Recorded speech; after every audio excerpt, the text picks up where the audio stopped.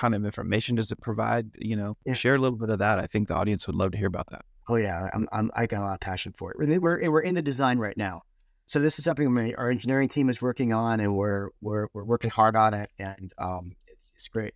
So the dialer that we have, if you just step back for a second, we're a BDC. We make a lot of calls, inbound, outbound, or people sit in front of phones and do work. So just imagine the case where we have an inbound call, someone's calling us, and we had no opportunity to prepare for who that person was. We don't know. The phone starts ringing.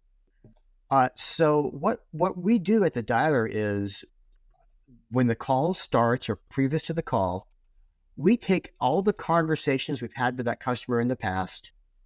We take the information from the lead if it was around a lead. We take the information from the dealership if it's around the dealership, and we basically give it to ChatGPT or some sort of generative AI. And we say, okay, we're about to have this conversation. What do we need to know? I want to know who this person is, what we promised them. Is there anything that happened last time? Are there any specials at the store? Are they calling about a car that's not there? Is there something I need to know about that car? All those things can be done really almost instantaneously by a robot if they had the information. So the first part of our work is, now that we have the information, can we arrange it, give it to the robot and say, I'm about to have the conversation, help me. And that's the first part. And the second part of the dialer, which is also very exciting, is instead of thinking of it in just like Strolid's terms, like our dialer, the information that the robots give us back, we can then put in the dialer, of course. We can also put it in other places in the system. So it's not very connected to the dialer. We could have had it on our mobile phone, on our Slack app. We can put that information into a CRM.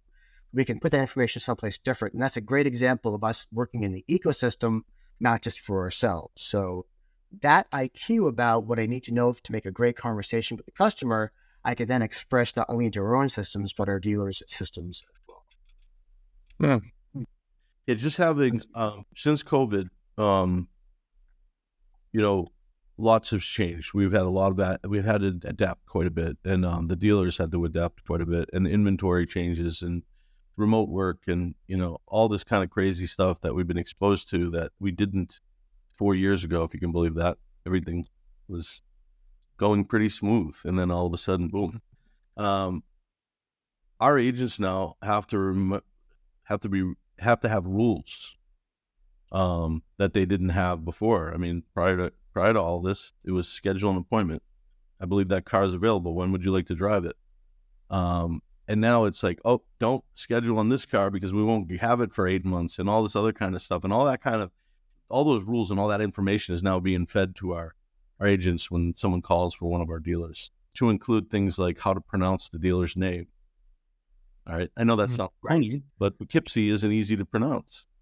We have a dealer that wants us to pronounce his name differently than what you would have, strictly imagined. So, and then because people in that market know it that way. So it's like, if you don't, so just all kinds of crazy rules. Like no one ever thinks about all this stuff. And the reason they don't think about it is because there's too much to think about.